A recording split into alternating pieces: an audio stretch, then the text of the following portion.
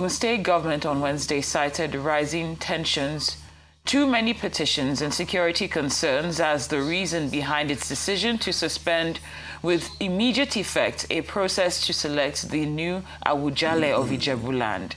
This came as the Awujale Kingmakers Council cancelled a planned meet and greet with nominees for the contest and directed them to report to the Department of State Services office in Ijebu-Ode, the kingdom's headquarters.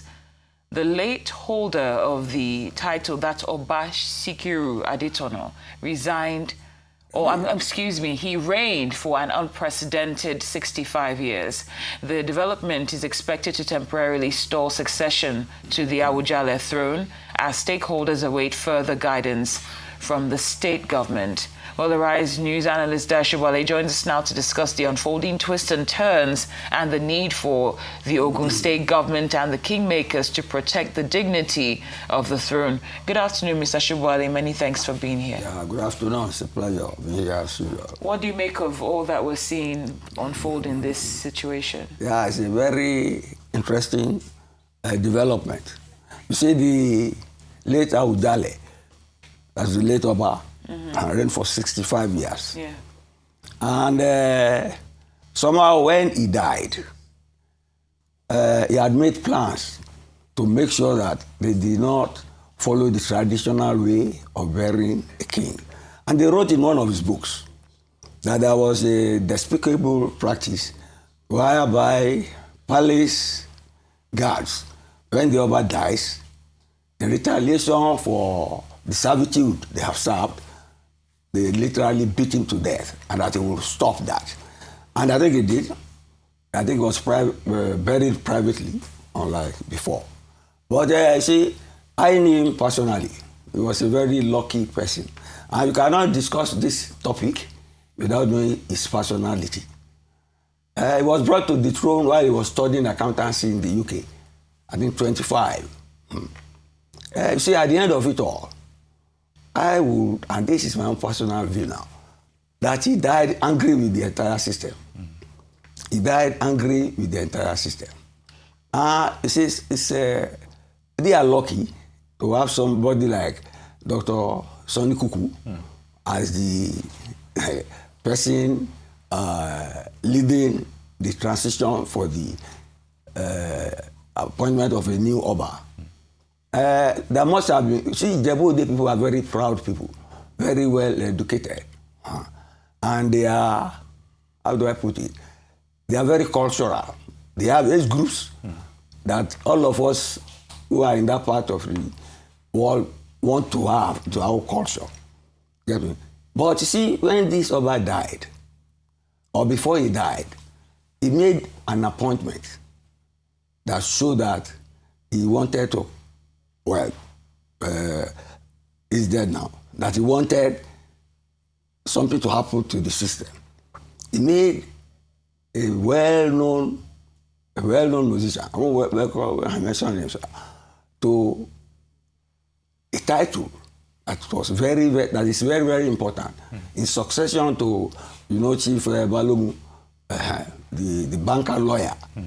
And people thought that was denigrating and spiteful to the man who had just died, who happens to be his friend. So that has caused some controversy about the transition and the succession of the new Awujale. And people are quite sensitive about it. I think it is to forestall any crisis or any violence. The government has stalled the process now. I do not know the details, we have not been told, but it has been stalled. Before that, they said it will happen within a month, they will have a new Awujale. But there's a stalemate now. So let's leave it at that. Okay, Mr. Sobowale, I'm thinking here because I'm not too conversant with the tradition there, but is this a rotational succession between families, or it is hereditary in terms of succession? Having a successor? It is hereditary. All right. It is rotational. And the family whose turn has come has been identified.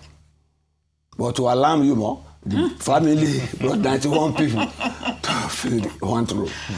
91 people and one woman, a princess. In Yoruba land, in most, we have besides Moremi, in ancient mythology, Yes. I've never heard of a Yoruba woman Oba. But you see, that is to show you the profundity and the gravity of the situation in electing a new Awujale. Yes. It's hereditary, it is rotational. I think for clarification, allowing us even further, Mr. Sobowale. You can't say much on this. Well, I'm glad. That's why you're the analyst, right? But Mr. Sobowale, of course, we understand when it comes to tradition and culture, a lot of young people they look at things and they want to understand how the process works. But now that we're seeing this tussle, if you may, regarding the thrones, how do you think this affects the way that it's perceived, or now that it's being made a bit of like a spectacle of it all? How do you think that it's being perceived by by those who aren't inside but are viewing from outside, like myself? Okay, I myself, I'm an outsider. I don't come from Awujale. I come from the other side. But you are more of an outsider on this issue. So that's why I will explain now. Oh, okay. That's why I will explain. You see, we can't discuss this without linking democracy to it. There you go. Get me? The era when the title they used to greet the Oba in Yoruba means Kabiyesi. That a man that you just have to obey. You want what is law. But that is ancient history. The late Awujale was not an absolute king. And in Nigeria, we don't have a monarchical system. Yeah. We have presidential system. So they are forcing over a national throne that is gradually losing relevance in the scheme of things. Because even if whoever becomes Awujale is subject to the authority of the local government of his area, not to talk of the governor. Get me? But young people, you can see rich, educated Nigerians in diaspora are coming home now to claim thrones. Yeah. To claim thrones. Because, the Naira has dwindled. So they bring in $5 million now. They buy the entire kingdom and the election process. This is not an exception. But I know the man in charge, Dr. Sonny Kuku, is a well-known doctor in Lagos here, and guys who are well educated.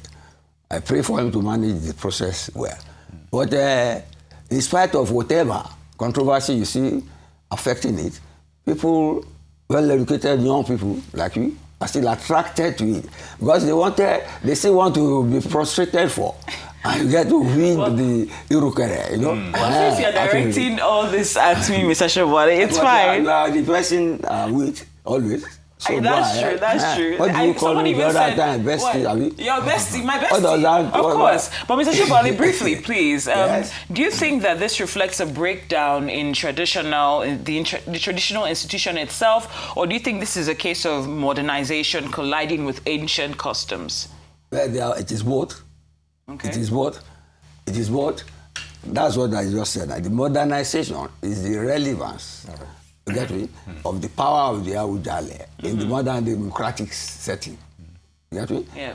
There's the modernization. Okay. What was the other one you said now? I was saying, is this a breakdown of traditional institution itself? It is not a breakdown. It is a merger of the democratic system with the traditional institution to avert a breakdown of public order. It's a measure to assure public safety, such that an ancient institution that has no meaningful political value now, but has cultural importance, that's digression or rivalries over that, do not disturb public peace or the political stability of the environment. Very good. Okay. When you sign out, you also say Mr. Sobowale, Mr. Sobowale, a rising journalist and Cynthia's bestie. He likes it. Mr. Dayo Sobowale, a rising journalist. Thank you very much for your thoughts on this issue. Good to have you with us here.